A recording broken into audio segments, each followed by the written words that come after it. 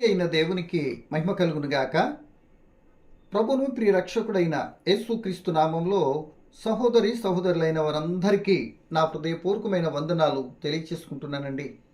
చిన్న ప్రార్థన చేసుకుని మనం కార్యక్రమాన్ని ప్రారంభించుకుందామండి. పరిశుద్ధుడైన ప్రియ పరలోక తండ్రి, మహోన్నతుడా, దయగలిగిన తండ్రి, గత కాలమంతా భయంకర దుర్దినాల్లో నీ పిల్లలైన మమ్మల్ని అందరినీ కృపచేత కాపాడినందుకు కృతజ్ఞతలు తండ్రి. సమయంలో మా తండ్రి, లోకంలో మేము కలిగి ఉన్న ధనము, ఉద్యోగము, వ్యాపారము, సంపద అవి మమ్మలను రక్షించునా అనే అంశాన్ని బట్టి కొద్ది నిమిషాలు ఆలోచించని సిద్ధపడుతున్న తండ్రి, మీ ఆత్మ సహాయం చేయండి. వినబోతున్న ప్రియులైన వారందరూ ఆధ్యాత్మిక బలపడినట్లు మమ్మల్ని అందరినీ దీవించుమని యేసు అధికారం కలిగిన నామమున ప్రార్థన అడిగి వేడుకుంటున్నాను మా తండ్రి, ఆమేన్. మంచిదండి. ఈ సమయంలో కొద్ది నిమిషాలు నీకు నాకు మనకి కలిగిన ఏ వనరులైనా, అది బంగారమా, ఉద్యోగమా, ఆస్తియా, అంతస్తా, ఏదంటే కానీ అవి కలిగినవి రేపటి కాల సమయంలో మన భవిష్యత్తుకి, మన ఆపదకి కాపాడుతాయి, సహాయపడతాయి అంటూ ఆ ఉద్యోగరీత్యా ఆ వచ్చినటువంటి ధనాన్ని కూడా చాలా పరిమాణం కూడగడుతూ ఉంటామండి. అంటే రేపు ప్రమాదము రావచ్చు, కష్ట నష్టం, ప్రమాదం, దాని నుండి మనకు కలిగిన దాంతో మనం పోగొట్టుకోవచ్చు. వాటిని ఉపయోగించి మన వ్యాధినంతా మరి స్వస్థత, రక్షణ పడవచ్చు అంటూ మనుషుడు ఆలోచిస్తాడు. కానీ మనం అన్నట్టుగానే ఒకవేళ అదే ప్రమాదం మనకు వాటిల్లింది అనుకోండి, ఏమండి, మనకు కలిగిన వనరులు అన్నీ మనకు కాపాడుతున్నాయా? కాపాడవా? ఒకరు కాపాడినట్లయితే మనం ఎందుకు అంత వాటి కోసం ప్రయాసపడి కూడగడుతున్నాం అనే విధానాన్ని కొద్దిగా ఆలోచిస్తూ, ఒకవేళ ఇలా ఎందుకు ఆలోచించకూడదు? ఒకవేళ రేపు ప్రమాదమో, కష్టమో, దుఃఖమో, ఏదో నా సమస్య రాబోతుంది అంటే దాన్ని తప్పించుకోవటం ఎలా? దానికి మార్గాలేంటి?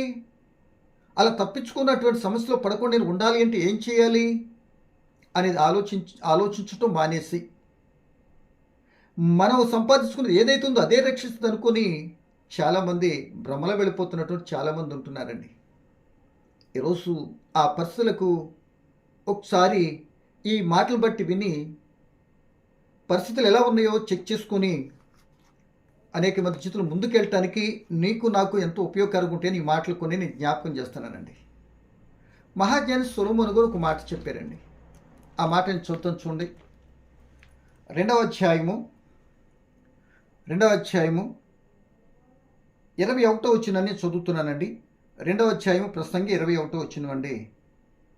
ఒకడు జ్ఞానముతోనూ తెలివితోనూ యుక్తితోనూ ప్రయాసపడి ఏదో ఒక పని చేయును, అయితే దాని కొరకు ప్రయాసపడిన వానికి అతడు దానిని స్వాస్థ్యంగా ఇచ్చివేయవలసి వచ్చును. ఇది వ్యర్థముగాను గొప్ప చెడుగునై ఉన్నది. సూర్యుని క్రింద నరునికి తటస్థించు ప్రయాసమంతటి చేతను, వాడు తలపెట్టు కార్యములన్నిటి చేతను వానికి ఏమి దొరుకుచున్నది? వాని దినములన్నీ శ్రమకరములు, వాని పాట్లు వ్యసనకరములు. రాత్రి ఎంతైనను వాని మనసునకు నెమ్మది దొరకదు. ఇది వ్యర్థమే. అంటే ఒక వ్యక్తి సంపాదించడం జ్ఞానంతోనూ తెలివితోనూ యుక్తితోనూ మొత్తం మీద సంపాదిస్తాడు. ఏమండి, ఆ సంపాదించింది తను ఉపయోగించుకోవాలి, ఎంత చేసుకోవాలనుకున్నా ఆ సంపాదించడానికి జ్ఞానంతో తెలివితో రాత్రనక పగలనక కష్టపడతాడు. బ్రతుకులో మాత్రం నెమ్మది దొరకట్లేదట. ఈరోజు అనేక మంది జీవితాలు ఎలాగ ఉన్నాయండి. ఎందుకు ప్రయాసపడుతున్నానో, ఎందుకు చేస్తున్నట్టు ఆ యొక్క వచ్చిన దాన్ని బట్టో చిన్న చిన్న పరిస్థితి తనకి జీవితంలో ఎదురైతే అసలు ఎందుకు కష్టపడుతున్నాను, ఏం చేస్తున్నా నాకే అర్థం కావట్లేదు అనే మాటలు మాట్లాడుతున్నారండి. సో చేస్తున్నాడు, సంపాదిస్తున్నాడు, ఎందుకు చేస్తున్నారు కూడా మరి నాకు తెలియట్లేదు అంటున్నాడు. అంటే తెలియకుండానే చేసే విధానంలో ఉండేటువంటి పరిస్థితి తనలో ఉందా? లేకపోతే ఎవరైనా ప్రేరణ బట్టి అలా అంటున్నాడా అంటే, ప్రియ దేవుని పిల్లలరా, కొన్ని సందర్భాల్లో ఆ దేవునికి ఆయాసగారికి ఉన్నప్పుడు దుష్టుడు తప్పనిసరిగా మనల్ని ట్రాప్ చేయటానికి ఇలా మాట్లాడుతూ ఉంటాడు, ఇలా అనిపిస్తూ ఉంటాడు. ఎందుకు ఇంత కష్టపడి నీకు నెమ్మది లేదు కదా, ఎందుకు నీ జీవితం అన్నట్లుగా చాలా పర్యాలు ఒక అనాలోచితమైన ఆలోచనలోనికి నెట్టేసి చేతగాని వారిగా చేయటంలో దుష్టుడు పన్నే పన్నాగం అంత ఎక్సలెంట్గా ఉంటుందండి. సో ఇక్కడ మనం ఆలోచించవలసింది, మనము సంపాదించుకుంటున్న జ్ఞానంతో తెలివితో అది మన బ్రతుకులకు నెమ్మదికరంగా ఉండట్లేదు అని చెప్తున్నాడు ఇక్కడ. ఏమండి, మహాజ్ఞాని సొలొమోను గారు ఇదే 6వ అధ్యాయం మొదటి వచనం చూస్తే కూడా ఒక చక్కటి మాట మనకు జ్ఞాపకం చేస్తున్నాడండి. సూర్యుని క్రింద దుర్వ్యవస్థ ఒకటి నాకు కనబడెను, అది మనుషులకు బహు విశేషంగా కలుగుచున్నది. ఏమనగా, దేవుడు ఒకనికి ధనధాన్య సమృద్ధి ఘనతను అనుగ్రహించును, అతడేమేమీ కోరినను అది అతనికి తక్కువ కాకుండును, అయినను దాన్ని అనుభవించుటకు దేవుడు వానికి శక్తి అనుగ్రహింపడు. అన్యుడు దానిని అనుభవించును, ఇది వ్యర్థముగాను గొప్ప దుర్వ్యవస్థగాను కనబడుచున్నది.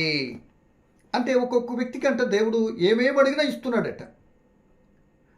ధనధాన్య సమృద్ధి ఘనత ఏమేమి అడిగినా ఇచ్చి ఆ వ్యక్తి ఆ ఇచ్చిన దాన్ని అనుభవించనివ్వకుండా బ్రేక్ వేస్తున్న తాళం వేస్తున్నాడట. ఈ రెండు మాటలు ఒకసారి చూడండి. తెలివితో జ్ఞానంతో రాత్రిన పగలనక కష్టపడుతున్నా తన మనసుకు రాత్రి ఎందుకు కూడా ప్రశాంతతో నిద్రపోయేటటువంటి తన మనసుకు నెమ్మది లేకుండా ఉంటుంది అంటున్నాడు. సంపాదించుకున్న దాన్ని బట్టి, తన జ్ఞానం బట్టి, యుక్తిని బట్టి, తెలివిని బట్టి చేస్తున్న పనుల్లో వచ్చిన సంపాదన బట్టి నెమ్మది లేదట. ఒకటి.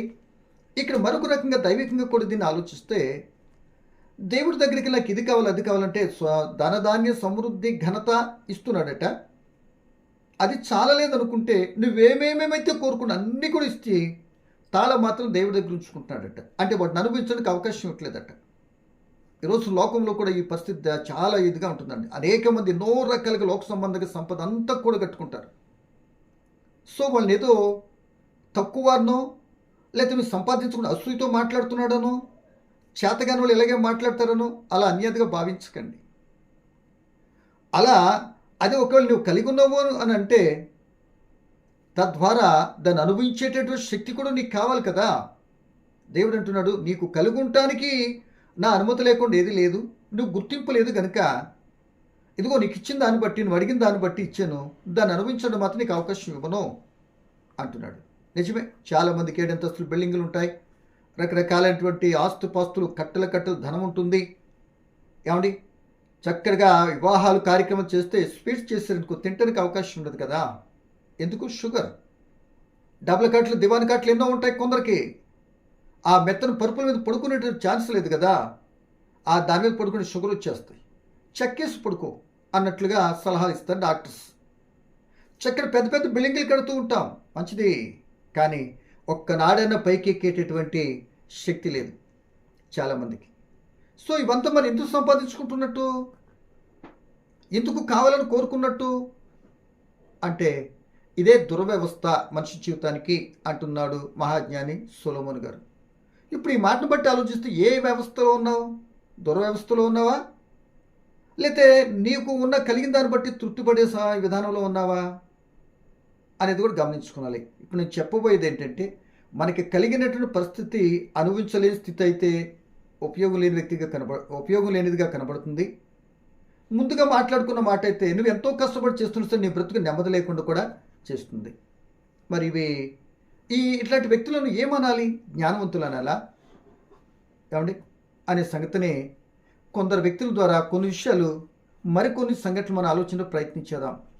అంటే దేవునికి విరోధంగా ఏది ఉన్నా, దేవుని చిత్తానికి, ఆ దేవుని యొక్క విధానానికి అవిధేయతకు మనం విధైనప్పుడు ఏది కూడా మనల్ని అది కాపాడలేదండి. లోకంలో నువ్వు ఏది సంపాదించుకొని ఆ ఉద్యోగమా, ఆస్తియా, ధనమా, బంగారమా, ఇట్ మే బి ఏదైనా అధికారమా, హోదానా, ఓకే మంచిది. ఇవన్నీ కూడా భగవంతుడే ఆయన ద్వారానే అనుగ్రహింపబడాలి. సో అవన్నీ ఇస్తున్నాడంటే అవన్నిటిని అనుభవిస్తూ ఆ ఇచ్చిన దేవుని మాత్రం మర్చిపోయినట్లయితే, ఇవే లోకము, ఇవే నన్ను కాపాడుతాయి, ఇవే నన్ను రక్షిస్తాయి అనుకున్నట్లయితే నేను ఎంత అమాయక చక్రవర్తి మరొకటి ఉండడేమో అని నాకు అనిపిస్తుంది. అంటే దాని అర్థము, లోకంలో ఏది సంపాదించుకున్నా లోకాలు కలిగి చేసిన ఆయనతో సమానం కాదు. లోకంలో అన్నీ సంపాదించుకున్నా నీకు వస్తున్న నలతా కల్తనం అవేవి తప్పించలేవు. కానీ లోకంలో ఒకవేళ ఏదైనా సందర్భం నీకేమీ లేకపోయినా లోకాలు కలిగి చేసినటువంటి ఆ దేవుని మాత్రం కలిగి ఉంటే లోకమంతా కూడా నీకు దాసోహంగా, లోకమంతా కూడా నీదయ్యేటట్లు ఆయన మాత్రం చేయగలడు. నీకు మాత్రం నెలతో కలతో ఒకవేళ వచ్చింది అనుకో, అప్పుడు తప్పనిసరిగా లోకంలో ధనధాన్యములతోనే స్వస్థత కార్యక్రమాలు కాదండి. అప్పుడు ఆయన ఒక మాటతో కూడా ఆశ్చర్యకార్యం చేసి మీ పక్షాన గొప్ప కార్యాలు చేసి అనేక మందికి అటువంటి వ్యక్తులను ఆదర్శవంతంగా ఉండేటటువంటి కృప కలిగినటువంటి వారిగా దేవుడు ఉంచుతాడండి. సో ఇలాంటి పరిస్థితులు కలిగిన కొందరు నేను జ్ఞాపకం చేస్తానండి. ఈరోజు నా పరిస్థితి ఎలా ఉందో కూడా చూసుకోవాలి. మరి మత్తయి సువార్త 16వ అధ్యాయం 26వ వచనం చూద్దామండి. మత్తయి సువార్త 16వ అధ్యాయము 26వ వచనం నేను చదువుతున్నానండి. ఒక మనుషుడు లోకమంతయు సంపాదించుకొని తన ప్రాణమును పోగొట్టుకుంటే అతనికి ఏమి ప్రయోజనము? ఏమండి, ఒక మనుషుడు తన ప్రాణమునకు ప్రతిగా ఏమి ఇయ్యగలడు? ఏమండి, ఇక్కడ ఒక మాట, లోకమంతా సంపాదించుకున్నాడట, తన ప్రాణాన్ని పోగొట్టుకున్నాడట. అంటే సంపాదించుకుంటానికే ప్రాణాన్ని పోగొట్టుకున్నావా? మనుషు యొక్క ముందు చెప్పుకున్నట్లుగా ఏదో నెలతో కలతో వస్తుంది రాబోతుంది, దాన్ని తప్పించుకుంటానికి ఏదో ధనము 4 రాళ్ళు వెనకాలేసుకున్నట్టు మాట్లాడుతున్న మాటకి దీనికైనా పొంతనుందంటారా? అంటే లోకమంతా సంపాదించుకున్నాడట, ప్రాణం పోయిందట. ఒక వ్యక్తి పండిన ధాన్యమంతా కూడా కొట్లో పెట్టుకుని తినుము త్రాగు సుఖించమన్నాడట. ఇదే అధ్యాయం 12 లోకసువార్త 12వ అధ్యాయంలో తన ప్రాణం ఆ రాత్రే దేవుడు తీసేసాడట. మరొక వ్యక్తి లోకంలో ఉన్నటువంటి అన్ని సంపాదించుకొని చక్కగా సొవ్వరగా కూర్చొని తిన్నాడట, మంచి హుందాతనంతో బ్రతికాడట. ఆయన చనిపోయాడు. తదుపరి యుగయుగాల కాలి నరకంలో యాతన పడుచున్నట్లుగా లోకసువార్త 16వ అధ్యాయం మనం చూస్తాం. సో దీన్ని బట్టి మనం ఆలోచించవలసిన ఒక మాట ఏంటంటే, ఇక్కడ చెప్తున్న మాట, ప్రియమైన వాళ్ళరా, లోకమంతా సంపాదించుకొని తన ప్రాణాన్ని పోగొట్టుకోవటం కావాలా? లోకంలో ఏ సంపద లేకపోయినా ఒకవేళ నువ్వు బ్రతకటానికి, తినటానికి, త్రాగటానికి నీ స్థితిని బట్టి కొద్ది విషయాలు ఉన్నటువంటి దాంతో తృప్తి పడటం మంచిదా? ఆలోచించండి. అంటే మళ్ళీ మాటలు మానవాళ్ళు చాలా బాగా చెప్తారండి. బ్రతుకుంటే బలిసాగి తినొచ్చు అంటారంట. ప్రాణం అంటూ ఉంటే బలిసాగి తిని బ్రతకొచ్చట. మరి నిజమే. మరి దీని కొరకు ఎందుకు ఆరాటపడుతున్నారు అని అంటే ఏదో స్వార్థంతో కూడిన పరిస్థితి అనే సంగతిని గమనించుకోవాలి. వారికంటే నీకు హుందాతనం గొప్పగా కనబడాలి అన్న పరిస్థితి కూడా చాలామందిని మనం చూస్తూ ఉంటామండి. కనుక ఈ సమయంలో నా ప్రియమైన సోదరుడా, సహోదరి, ఇదే మహాజ్ఞాని సొలొమోను గారు ఏమన్నారంటే, ప్రియమైన వాళ్ళరా, మరి సామెతలు 11వ అధ్యాయము 4వ వచనం అనుకుంటూ ఒక చక్కటి మాట ఆయన రాసేదండి. ఏమని? తన చేతులు అనుభవపూర్వకంగా చెప్తున్న మాట. తన లోకంలో అనుభవించవలసిన అన్నీ సంపాదించుకో అన్నీ చేసుకున్నాడు, కానీ చివరాకారికి తన బ్రతుకుకు నెమ్మది మాత్రం ఇవ్వలేదు. కనుక ఆ ప్రసంగి పుస్తకంలో అలా రాశాడు. మరి ఇక్కడ ఈ భాగంలో ఏం చెప్తున్నాడంటే, నువ్వు ధనం ఉంది కదా అని అనుకుంటే ధనం లేని వారికి ఉగ్రత వస్తుంది, ధనం లేని వారికి కూడా సమస్య వస్తుంది. కానీ నీకంటూ కలిగిన ధనాన్ని బట్టి మాత్రం నీకు కలిగిన ఉగ్రతను మాత్రం నువ్వు తప్పించుకోలేవు. దాన్ని బట్టి నువ్వు అతిశయిస్తావో, దాన్ని బట్టి నువ్వు మార్గం తప్పుతావో, దాన్ని బట్టే కోరిక కష్టాలు కొని తెచ్చుకుంటావో నాకు తెలియదు. ఏముందో నీ పరిస్థితి నువ్వు అర్థం చేసుకుని చూసుకోవాలా. సో ఇక్కడ నేను చెప్పే మాట ఏంటంటే, ఉగ్రత అనేది వస్తుంది, అది వస్తే నీకు కలిగింది ఏది కూడా కాపాడలేదు అని మాత్రం సొలొమోను గారు చెప్తున్నారు. ఒకళ్ళు ఆ వ్యక్తికి కలిగింది ఏదైనా కాపాడబడేదే మార్గం ఏదైనా ఉన్నది అని అంటే ఆ యొక్క దాని పరిష్కారం కూడా ఈ మాటలో మనకు కనబడుతుంది. ఏంటో చదువుదాం చూడండి. సామెతలు 11వ అధ్యాయం 4వ వచనం చదువుతున్నానండి. సామెతలు 11:4 అండి.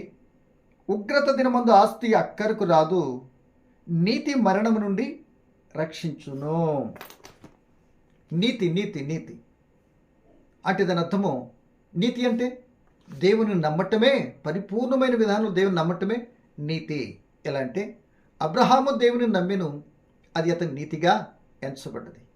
అంటే ఇంకేం ఉండకూడదు. ఇంకా గత కాలంలో ఏదైతే మరి నమ్ముకుంటూ వచ్చావో అది రాంగ్. ఇప్పుడు పరిపూర్ణటువంటి విశ్వాసంతో దేవుని మీద ఆనుకోనాలి. అప్పుడైతే అది రాబోతున్నట్టు ప్రమాదం ఆ నీతి తప్పిస్తుంది. అంటే ప్రమాదం రాకుండా ఆపదు, ప్రమాదం వస్తుంది. నువ్వు సహించగలిగినంతకంటే ఎక్కువ ప్రమాదం రాదు. అది మోయలేనంత బరువు కూడా ఉండదు. అట్ ద సేమ్ టైం ఆ నీతిమంతత్వంతోనూ ఆ నీతిని తప్పిపోకుండా ఆ నీతిలో ఉండి భరించుతున్నట్లయితే దాన్ని తప్పించుకునే మార్గాలు కూడా దేవుడే ఏర్పాటు చేస్తాడని మరి పౌలు గారు 1 కొరింథీ పత్రిక 10:13 చెప్తాడండి. కనుక ఇక్కడ మనకు కావాల్సిన ఉగ్రత దినమందు ఆస్తి మాత్రం అక్కడికి రాదు. మరి దీన్ని బట్టి మనకేదో రాబోతుంది, ధనం ఏదో కూడగట్టుకోవాలి, బాగుంటుంది అంటున్నాం కదా. బైబిల్ ఏం చెప్తుందో ఒకసారి ఆలోచించండి. ఉగ్రత అనేది వస్తుందా, అది అప్పుడు ఏ ఆస్తి అక్కడికి రాదు. నీతిగానే ఉందా, అది మాత్రం నేను తప్పిస్తుంది. సమస్య రాకుండా ఆపదు, వచ్చిన తర్వాత అది నేను పరీక్షించినట్లుగా వచ్చి అలా వెళ్ళిపోద్ది. కానీ ఆస్తి కలిగినట్టు ఉగ్రతగా విధానం వచ్చిందంటే వచ్చి అలా వెళ్ళిపోదు, వచ్చి నేను తీసుకుని వెళ్ళిపోద్ది. అది దానికి దీనికి తేడా సంగతి గమనించుకున్నారు. కనుక ప్రియమైన దేవుని పిల్లలుగా ఈ విషయాన్ని బట్టి లోకమంతా సంపాదించుకున్నా, ఏమండి ప్రాణం పోగొట్టుకున్నా, లేకపోతే లోకాన్ని ఏదో ఉగ్రత సంపాదించుకున్నప్పుడు ఏదైనా ఉగ్రత లాంటి వచ్చిందంటే అది అక్కడికి రాదు అని తెలిసినా మరి మనుషులు ఎందుకు దీని మీద ఎంతగా ఆరాటపడతారు? దేవునిలో ఉండి నీతిగా ఉంటే ఆ ఉగ్రతే రాకుండా ఆ ఉగ్రతని ఎలా తప్పించబడాలో, ధనము కంటే నీతి శ్రేష్టమైనది, ఆ నీతిని కాపాడుకుంటూ అవినీతిలో పడకుండా జాగ్రత్త పడితే ఉగ్రత అనేది వచ్చినప్పుడు తప్పనిసరిగా ఆ నీతే మనల్ని కాపాడుతుంది అని గ్రహింపు లేకుండా నీతి తప్పటమో, నీతి సంబంధమైనటువంటి దేవుని సన్నిధిగా ఆరాధించే కార్యక్రమాలన్నీ కూడా దొంగిలించేసి అనేక మంది ఉద్యోగమని, మరొకటని, పనని, వ్యాపారమని ఏవేవో సంపాదించుకుంటారు.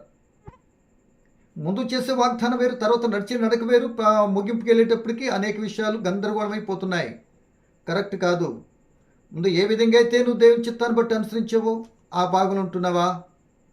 దేవుని పేరు చెప్పి ఏదో ఒకటి సంపాదించేసుకొని చేసుకోకపోతే ఎలా అని అంటూ దేవునికి వ్యతిరేకంగా దేవుడు చెప్పిన మాటను రక్షించలేదని ఏదైతే దేవుడు చెప్తున్నాడో దాని కొరకే దేవుని ఇచ్చిపెట్టి వెళ్ళిపోతున్నావా? ఒకసారి ఆలోచించు. చాలామంది ఇదే పరిస్థితిలో వెళ్ళిపోతున్నారు. అలా కరెక్ట్ కాదు అని దేవుని బట్టి అయితే నేను జ్ఞాపకం చేస్తాను. మీ అందరికి తెలిసిన విషయాలు ఏవి. నేను పెద్ద ప్రసంగికుండా ఏం కాను, చిన్న చిన్న విషయాలు చెప్పడానికే నేను ఇష్టపడుతున్నా. కనుక ప్రేమ దేవుని పిల్లలరా, ఇంకో మాటకు మనం చదువుకుంటే ఒక చరిత్రలో చదివిన ఒక సంఘటన జ్ఞాపకం చేసి 1-2 మాటలు నేను ముగిస్తానండి. 1-2 మాటల్లో చరిత్రలో ప్రపంచాన్ని పరిపాలించినటువంటి గ్రీకు వీరుడు అనేటువంటి చక్రవర్తి గారు ఉన్నారు కదండి. మీ అందరికీ తెలుసు, నాగార్జున గారు కాదు. ఏమండి, Greek Veerudu Alexander the great 33 సంవత్సరాలకే ప్రపంచనంతా కూడా ఏక చక్రాధిపతిగా పాలించిన వీరుడు, గ్రీకు వీరుడు, గ్రీకు సామ్రాజ్య అధినేత, ప్రపంచ అధినేతగా ఎదిగాడండి. బాగా గమనించాలి. ఆయనకి కుదువంటూ లేదు. ఏది కావాలన్నా టెన్షన్గా తన కాళ్ళ దగ్గర ఉండిపోద్ది. ఆర్డర్ పాస్ చేస్తే చాలు గడగడలాడిపోతుంది ప్రపంచం. అంత శక్తి, అంత సామర్థ్యత చిన్న వయసులోనే కలిగి ఉన్నాడు. 33 సంవత్సరాలకే ఆయన కలిగి ఉన్నాడు. సో ఆయన ఒక మాట చెప్పాడు. ఆయనకు వచ్చిన బలహీనత వచ్చింది. ఏంటంటే చలిజ్వరం వచ్చిందట. చలిజ్వరం వస్తే ప్రియదేవుని డాక్టర్ దగ్గరికి వెళ్ళాడు. నయం కాల. తను సంపాదించిన ఆస్తి, అంతస్తులు, పేరు, ప్రఖ్యాతులు, హోదాలు ఉన్నాయి. అవేవి కూడా తనకు కలిగినటువంటి ఆ జ్వరము నుండి కాపాడలేకపోయాయి. ఎట్టకేలకు ఆయన కూడా చనిపోయాడు. బాగా వినాలి ఈ మాట. ఎట్టకేలకు ఆయన చనిపోయాడు. చనిపోవటానికి ముందుగా ఈ బాధలు ఇవన్నీ కూడా ఇంక అర్థమైపోతుంది. ఇన్ని సంపాదించాను, ఇంత చేశాను, ఇంత హోదా అన్నీ ఉన్నాయి, ఏది కుదువలేదు. కానీ ఇవన్నిటి కొరకే కదా నేను ఇంత కష్టపడి ప్రయాసపడింది. మరి నా ప్రాణం కాపాడలేదు కదా. మరి లోకానికి నేను ఏం చెప్పాలి అనుకున్నాడేమో. ఆయన ఒక మాట చెప్పాడు. చనిపోవటానికి ముందుగా డాక్టర్స్తో, అక్కడ ఉన్నటువంటి తన అసిస్టెంట్లుగా ఉన్నటువంటి సబార్డినేట్స్తో ఒక మాట చెప్పాడు. ఏమని? ఇదిగో నేను చనిపోయినప్పుడు మీరు ఏం చేయాలంటే, డాక్టర్లు మీరు ఇంత హోదాగా మరి చదివి మేము ఏదో ఎరగదీసేస్తాం, మరి ప్రాణాన్ని కాపాడేస్తాం అనేటువంటి విధానంలో మీరు ఉంటారు కనుక ఇంత చదువు మీరు కూడా ఒక ప్రాణాన్ని కాపాడలేము అని మీకుగా ఒప్పుకోనాలి కనుక నేను చనిపోయిన తర్వాత డాక్టర్లైన మీరైనా శవను మొయ్యాలన్నాడట. మాట అర్థమైందండి. అంటే ఒక రుసు మేము కూడా ప్రాణాన్ని కాపాడలేము. ఒకరి ప్రాణాన్ని కాపాడుతామే కదా డాక్టర్గా. మేము డాక్టర్లమైన మా ప్రాణాన్ని మేము కూడా కాపాడుకోలేము. అంటే ప్రాణం కాపాడబడాలంటే ఒక చేతిలో ఉంటుంది. ఆయన మాత్రమే దాన్ని కాపాడగలడు. ఆయన మాత్రమే ప్రాణం ఫినిష్ చేయగలడు. అంటే మన చేతిలో ఏది లేదని లోకమంతా మేమేమి చేయలేమనేటువంటి వారంగా మీరు ఒప్పుకోనాలని నన్ను మాత్రం మీరే మోయాలన్నాడట. సో ఇక అక్కడ ఉన్నటువంటి వారితో చెప్పి, ఇదిగో నా చేతులు బయటికి పెట్టి బాక్స్ చేస్తారు కదా, బాక్స్లో చేతులు బయటికి పెట్టి మోసుకొని వెళ్ళండి. వెళుతున్నప్పుడు ఏం చేస్తారంటే నేను సంపాదించిన వజ్రాలు వైడూర్యాలు ఉండి చూశారు, అవి నా మీద చల్లుకుంటూ తీసుకుని వెళ్ళండి అన్నాడట. ఓకే, ఈ మాట ఎంత చెప్తున్నాడు? లోకమంతా సంపాదించి తన ప్రాణాన్ని పోగొట్టుకుంటుంటే ఎలా ఉంటుందో, లేకపోతే లోకమంతా జయించిన తర్వాత తన ప్రాణాన్ని పోగొట్టుకునే పరిస్థితిలో ఉంటే ఎందుకు సంపాదించాం ఇదంతా? మరి ఒకవేళ అది లేకపోయినా ఏదో ఒకరు చనిపోతాం, కానీ ఇలా సంపాదన కొరకే వెళ్ళిపోయి ఇంత భయంకర శిక్ష ప్రమాదం తెచ్చుకోవద్దు అని చెప్పడానికి మాట అండి. ఆ చరిత్రలో జరిగినటువంటి సంఘటన మీకు జ్ఞాపకం చేస్తున్నానండి. కనుక ఈ సమయంలో ప్రేమ దేవుని పిల్లలరా, ఆలోచించలేని ప్రభుని బట్టి మీకు జ్ఞాపకం చేస్తున్నా. ఆ యొక్క వజ్ర వైద్యులన్నీ చల్లేయాలి, ఆయన శవం మీద జల్లుకుంటూ తీసుకుని వెళ్ళాలి, డాక్టర్సే మోయాలి. డాక్టర్స్ ఎందుకు మోయాలో చెప్పాను. ఈ వజ్రాలన్నీ కూడా ఎందుకు ఇది చల్లాలి, ఎందుకు చేతులు బయట పెట్టి తీసుకుని వెళ్ళాలి అని అంటే, ప్రపంచమంతా గడగడలాడించి అంత సంపాదించాను, ఏది కూడా తీసుకుని వెళ్లకుండా ఇదిగో ఖాళీ చేతులతో వెళ్ళిపోతున్నాను అని ప్రపంచానికి ఒక సంకేతాన్ని ఇవ్వాలి అన్నారంటే అన్నట్టుగా బాక్స్ చేతులు బయట పెట్టి తీసుకెళ్తున్నారట. మరి వజ్రాలు వైడూరాలు ఎందుకు చల్లాలి అంటే, ఇదిగో నేను వీటన్నిటి వజ్రాలు బంగారం ఇవి అన్ని కాయిన్స్ డబ్బుల కొరకే కదా, అనేక మంది మానవ ప్రాణాలు తీసాను, అనేక మంది చంపేశాను. సో ఇవి నా ప్రాణాన్ని కాపాడలేకపోయాయి.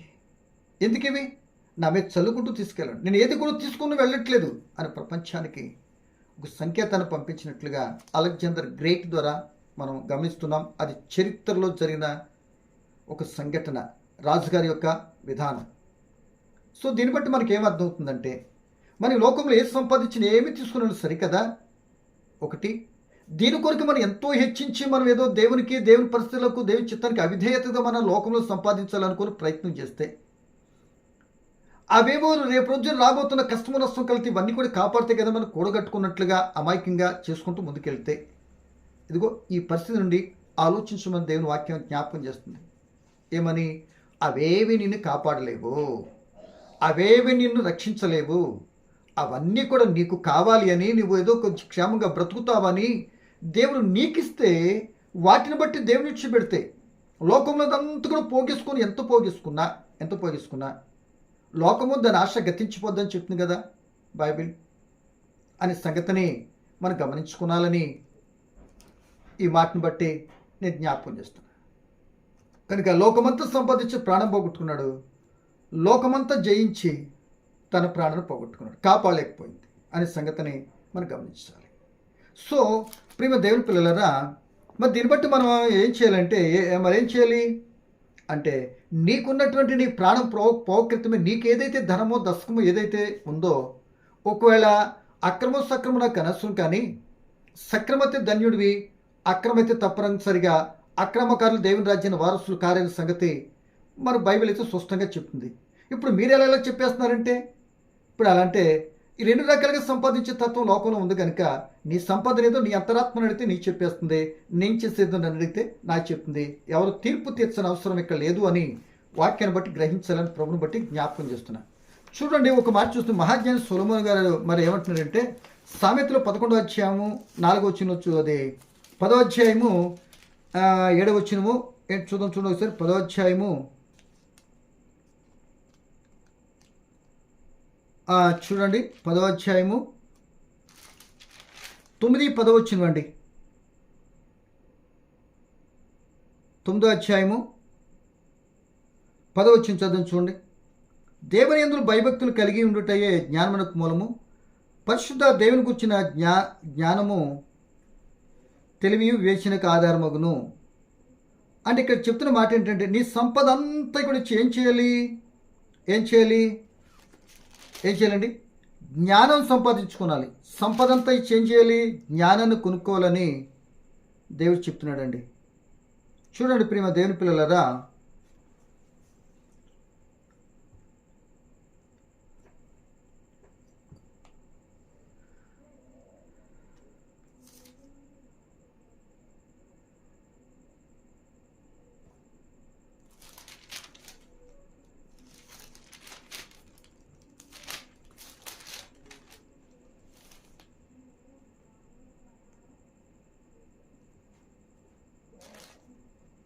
చూడండి, ఇక్కడ మనము సామెతలు 4వ అధ్యాయము 7వ వచనం నేను చదువుతున్నానండి. ఎందుకు అంటే మనకు కలిగిన సంపద అంతా కూడా అలగపెట్టుకు ఏదో రక్షిస్తుంది అనుకొని ఉండే కంటే, మరొక మాట జ్ఞాని సొలొమోను గారు చెప్తున్న మాట ఏంటంటే 4:7 వచనం అండి. జ్ఞానం సంపాదించుకున్నట్టే జ్ఞానములకు ముఖ్యాంశము, నీ సంపదంతా కూడా ఇచ్చి బుద్ధి సంపాదించుకునుము. అది ఎక్కడ దొరుకుద్ది అంటే కలిగినటువంటి స్థితిని బట్టి ఒకవేళ వచ్చిన దాన్ని బట్టి ఏదైనా ఉంటే దాంతో బుద్ధి సంపాదించుకున్నాను కానీ జ్ఞానం సంపాదించుకున్నాను కానీ నీ కలిగిన దాన్ని బట్టి ఆ కలిగిన స్థితిని బట్టి బుద్ధి జ్ఞానం లేని కంచర గాడిదల వరే మనం ప్రవర్తించినట్లయితే ఆ దానివల్ల రేపు నువ్వు నీ ప్రవర్తన బట్టి దానివల్ల వచ్చినటువంటి పరిణామం ఫలితం నీకు కలిగింది ఏది కూడా కాపాడలేదు. ఎందుకంటే నీకు కలిగిన దాన్ని బట్టి కదా నువ్వు అతిశయించి దారి తప్పావు, బుద్ధి జ్ఞానం లేని పనులు చేసావు. సో మళ్ళీ అదే బుద్ధి జ్ఞానం లేని పనులు చేయడానికి ఉపయోగపడిన ఆ ధనమే, ఆ పదవే, ఆ యొక్క విధానమే నువ్వు బలహీనుడు అయిపోలేతే ఏదో కలతోలతో కలిగితే అదే నిన్ను ఎలా రక్షిస్తుంది? ఇప్పుడు లోకంలో జరుగుతున్న ఇదే కదని స్టోరీ. వాళ్ళు ఇష్టం వచ్చిన ప్రవర్తించేసిన తర్వాత వాళ్ళు కలిగిన దాని స్థితి బట్టి కొందరు మరల తర్వాత అదే ధర్మంతో ఏదైనా చేసుకోవచ్చు, ఏదైనా మనం సరి చేసుకుంటే అయిపోతుంది, ఆ పదవిని ఆ పరిస్థితిని అడ్డం పెట్టుకుంటే ఏదైనా చేయొచ్చు అనుకుంటున్నారు. కానీ తెలియని రీతిగా వాళ్ళు ఎక్కడికి వెళ్ళిపోతున్నారు? ఉగ్రత దినమందు ఆస్తి అక్కడికి రాక, లేదా కలిగిన దాన్ని బట్టి ఏదో వాళ్ళు అతిశయంగా ప్రవర్తిస్తే వెళ్ళిపోతున్న ఎంతోమంది మనం చూస్తున్నాం. అంటే నీ కలిగి ఉంటూ తప్పు అని చెప్పట్లే, కలిగి ఉన్న దాన్ని సద్వినియోగపరచుకుంటూ ఎలా కూడా నేర్చుకున్నాలి మనిషి. కలిగి ఉన్న దాన్ని బట్టి జ్ఞానము సంపాదించుకోవాలి. ఆ కలిగి ఉన్న దాన్ని జ్ఞానం కొరకు ఖర్చు పెట్టడానికి ఇష్టపడాలి. మూట కట్టుకోను మరొకటి చేసుకోను స్వార్థంతోనో నీ యొక్క వినాశనానికి నువ్వు ఉపయోగించుకున్నట్లయితే నువ్వు కలిగి సంపాదించుకున్నదంత అందుకొరకేనా అని ఇప్పుడు ప్రశ్నించుకుంటే మన జ్ఞానవంతులు అవుతావా అనే సంగతిని గమనించాలి. ఇక్కడ చెప్తున్న మాట అదే, జ్ఞాని సొలొమోను గారు చెప్తున్న మాట ఏంటంటే నీ సంపదతి జ్ఞానం కొనుక్కొనుము అంటాడు. ఈ మాటను బట్టి చూస్తే ఎక్కడ ఉంది, ఎక్కడ కొనాలి? కొలసి పత్రిక 2వ అధ్యాయం 3వ వచనంలో దేవుని యందు సర్వసంపదలు గుప్తములై ఉన్నవి, జ్ఞానం, బుద్ధి, జ్ఞానము సర్వసంపదలు. ఆయన దగ్గరికి వెళ్తే ఆయన మాట వింటే నీకు జ్ఞానం వస్తుంది. అప్పటికి దేవుడిచ్చినటువంటి ఆ ధనము పరిస్థితి అంతా కూడా ఎలా ఖర్చు పెట్టుకున్నాలో, ఎలా వినియోగించుకున్నాలో, ఎలా ఉండాలో సమయోచితమైన జ్ఞానాన్ని ఇస్తాడు. ఆ సమయంలో ఒకవేళ ఉగ్రతగా మన జీవితం మీదకి వస్తే, కానీ ఆ దేవుడికి కలిగి ఉన్నంతగా బుద్ధి జ్ఞానం ఉన్నది కనుక నీకు ఉన్నదాన్ని ఖర్చు పెట్టుకుని దేవుని కొరకు ప్రయాసపడ్డావు కనుక అది ఉగ్రత నుండి నేను కాపాడటానికి ఆ జ్ఞానము ఉపయోగకరంగా ఉంటుంది. ప్రసంగి 7:12 అంటాడు, జ్ఞానము నిన్ను ఏం చేస్తుంది తెలుసా? నిన్ను అగ్నిలో నుండి కాపాడుతుంది, జ్ఞానం నిన్ను రక్షిస్తుంది అంటాడు. కనుక నీ ఆస్తి పాస్తి, నా ఆస్తి, మన పరిస్థితి, జ్ఞానము, తెలివి మన దేవుని కూడా రక్షించలేవండి. నిజంగా జ్ఞానము, బుద్ధి అంటే లోక సంబంధమైన వనరులపై లోక సంబంధం కలిగినటువంటి తీరును బట్టి కాదండి. లోకాలు కలిగి చేసిన దేవుని నుండి వచ్చింది శ్రేష్టమైన జ్ఞానం.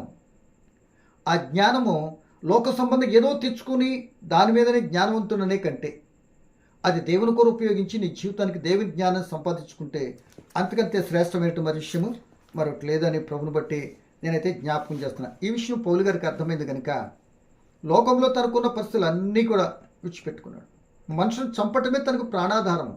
నరహంతకుడు, దేవుని యొక్క మార్గాన్ని చెరిపివేసేటటువంటి వాడు, భయంకరుడు, క్రూరుడు, హింసకుడు. ఆయన తన ఆస్తి, హోదా, చదువు, ఎన్నో ఆధిక్యతలు కలిగినటువంటి వ్యక్తి. ఆయన చేసే డ్యూటీ ఏంటంటే మనుషులను చంపటమే అన్నట్టుగా కనబడుతుంది బైబిల్లో. ఆ వ్యక్తి ఆ జ్ఞానము, ఆ యొక్క హోదా, తన పరిస్థితి ద్వారా తనకేమి ప్రాణాన్ని రక్షించుకోలేనని ఒక రోజున యేసు ప్రభు మాట ఎప్పుడైతే విన్నాడో ఆయన కనబడ్డాడో అవన్నీ కూడా తనకి ఏవేవి లాభకరమైనవో అంతవరకు తన జీవితం హుందాతనంగా నడుస్తున్నటువంటి ఏదనుకున్నాడో అధికారము, రోమ పౌరసత్వము, ఆ కులములు, ఆ యొక్క పరిశైల్లో హుందాతనము, అవన్నీ కూడా క్రీస్తులోనికి వచ్చింది. ఇవన్నీ రక్షించలేవు, కరెక్ట్ కాదని తన జీవితం తెలిసిన తర్వాత నిర్ణయం తీసుకున్నాడు. తన సంపద అంతా కూడా ఇచ్చేసి క్రీస్తుని సంపాదించుకున్నాడు. క్రీస్తుని సంపాదించుకున్న సంపద అంతా ఇచ్చేసి చరిత్రలో ఆయన నిలిచిపోయాడు. క్రీస్తు ప్రభు తర్వాత క్రీస్తుని పోలి నడుస్తున్న మీరు నన్ను పోలి నడిస్తే పరలోకము అన్న రేంజ్లోనికి ఆయన భక్తిభావాలు ఎదిగాయి. కారణం లోకంలో ఏది తను తీసుకోలేదు. ఆ మాట చదువు చూడండి, పిలిపిలి రాసిన 13వ అధ్యాయం 7వ వచనం. తనకున్నదంతా కూడా పెంటతో సమానంగా ఎంచుకుని తన జీవితం ముందుకెళ్ళినట్లుగా మనకు కనబడుతుంది. దయచేసి ఆ మాట చదివి మరి ముగించుకుంటానికి కదా మనం ఇష్టపడదామండి. చూడండి 3వ అధ్యాయం 7వ వచనం ఫిలిప్పీ పత్రిక. అయినను ఏవేవి నాకు లాభకరములై ఉండెనో వాటిని క్రీస్తు నిమిత్తం నష్టముగా ఎంచుకుంటుని నిశ్చయముగా నా ప్రభువైన యేసు క్రీస్తును గూర్చిన అతి శ్రేష్టమైన జ్ఞానం నిమిత్తము సమస్తమును నష్టంగా ఎంచుకొనుచున్నాను. క్రీస్తును సంపాదించుకొని ధర్మశాస్త్రం మూలన నా నీతిని గాక క్రీస్తునందలి విశ్వాసముల నీతి అనగా విశ్వాసమును బట్టి దేవుడు అనుగ్రహించు నీతి గలవాడనై ఆయన యందు అగుపడు నిమిత్తము ఏ విధము చేతనైనను అంటే ఇక క్రీస్తును సంపాదించుకుంటానికి నాకేదైతే అడ్డు వస్తుందో, ఆయనతో నేను ఉండటానికి నాకు ఏదైతే అడ్డు వస్తుందో అవన్నీ కూడా పెంటతో ఎంచుకున్నాను. సో నాకు అంతవరకు లాభం ఏదైతే లాభం అనుకుని రూపాయి పెడితే 100 రూపాయలు వస్తుంది కదా అని ఆహా ఓహో అనుకున్నానో అవన్నీ నష్టముగాని పెంటతో సమానంగా ఇచ్చేసుకుని నేనేం చేసి తెలుసా, ముందున్న వాటికే వెళ్తూ వెనుకున్న పరిస్థితి అనుకొని విడిచిపెట్టుకొని ముందు గురి కలిగి ఆ గురి వద్దకే చేరటానికి ఇవన్నీ అడ్డు వస్తున్నటువంటి వెనుకున్నవన్నీ విడిచిపెట్టుకుంటేనే గురి నాకు కనబడింది. ఆ గురి దగ్గరికి వెళ్ళటానికి నా జీవితంలో ఎన్ని కష్టాలు శ్రమలు ఎన్ని శోధనలు వచ్చినా నా నీతిని తప్పిపోకుండా మరలలో నేను విడిచిపెట్టిన వాటిని కావాలనుకొని వెనక తిరిగి చూడకుండా క్రీస్తుని చూసుకుంటూ వెళ్ళాను కనుక నా పరుగును ముట్టించాను, నా విశ్వాసాన్ని కాపాడుకున్నాను, పోరాటంలో విజయం సంపాదించాను. ఆ క్రీస్తు నా నెత్తి మీద చెవిటిని పెడితే బ్రతుకుండగానే తనకు రాబోతున్న ఫలితాన్ని చూసినటువంటి వ్యక్తి పౌలు గారు. మరి మనకు అర్థమైపోతుంది ఈ మాట వినగానే, లోకములో చెత్త చెదారం సంపాదించుకొని ఇట్ట బ్రతుకుతున్నాను, నాకు నరకమే అని అనుకుంటారు కొందరు చాలామంది. ఇది కరెక్ట్ కాదని గ్రహిస్తారు, కానీ బలహీనత ఏంటో తెలుసా, కానీ వాటి నుండి బయటికి రాలేరు.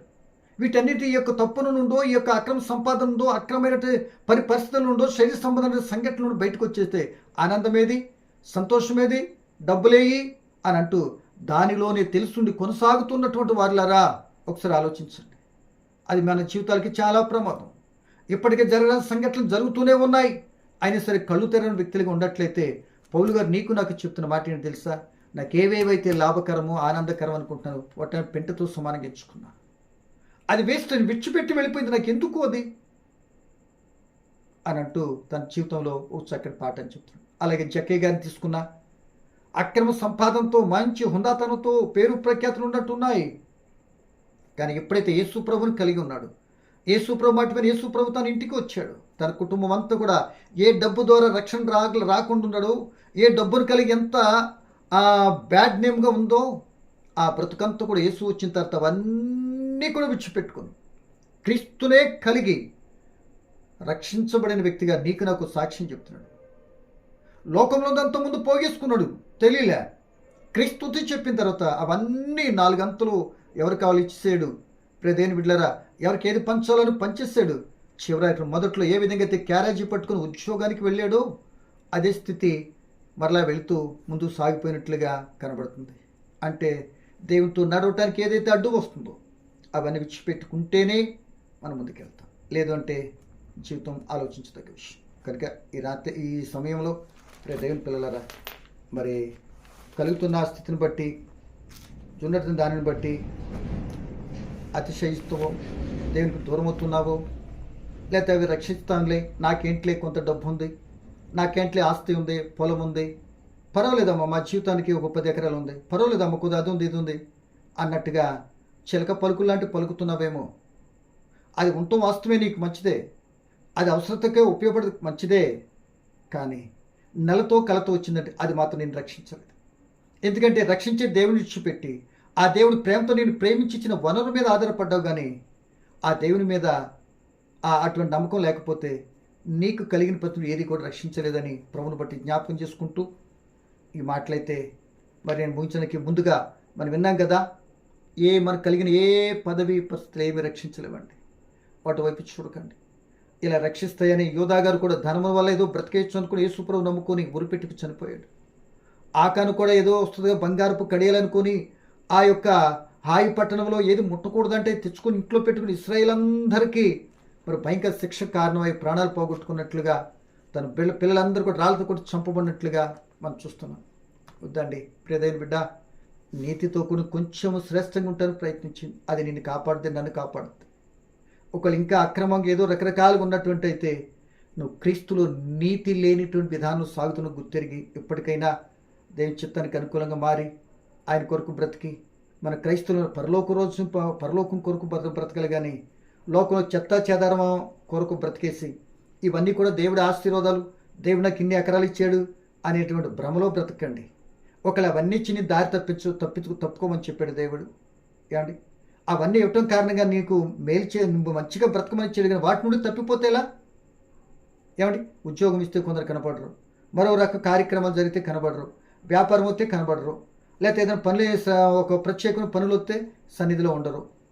ఎంత అనాలోచితంగా ఉంటున్నారు ఒక్కసారి గమనించుకోండి. దేవునికి విరోధమైంది ఏది వర్తిల్లదు. ఆయన చిత్తానుసారి నడవనటువంటి ఏ చిత్తు కూడా నెమ్మది పొందుకునే అవకాశం ఉంది. కనుక విన్న మాటలు బట్టి ఆయన చిత్తం మేము ఎరిగి ముందు నడిచే కృపాభాగ్యం దేవుడు కోరుకుంటూ విన్న మాటలు ముగిస్తున్నా. పరమ తండ్రి నీకు వందనాలు. వినిన మాటలు నా మందరి ఫలింపచేయండి. ధనం వైపు పరిస్థితుల వైపు చూడకుండా అవి ఉన్నా లేకపోయినా నీతితో బ్రతికి పరిస్థితులను తప్పించబడేట విధానం కలిగి జీవించే భాగ్యాన్ని ఇవ్వమని, ఇంకా వినిన మాటలను బట్టి ఎవరైనా ధనం పరిస్థితులను బట్టి నమ్ముకొని ఇది లేకపోతే ఎలాగైనా అనాలోచితంగా ఉంటే దయచేసి ఆలోచింపచేసి దిద్దుకునే కృపనిమ్మని, నాయన ఏమీ లేదని నిరుత్సాహపడకుండా ఉన్నదాంతో తృప్తిపడే మంచి మనసు కూడా లేని స్థితిలో ఉన్న బిడ్డలు కూడా ఇచ్చి మీరే మహిమ పొందమని యేసు నామమున అడుగుచున్నాను తండ్రి. ఆమేన్. వందనాలండి.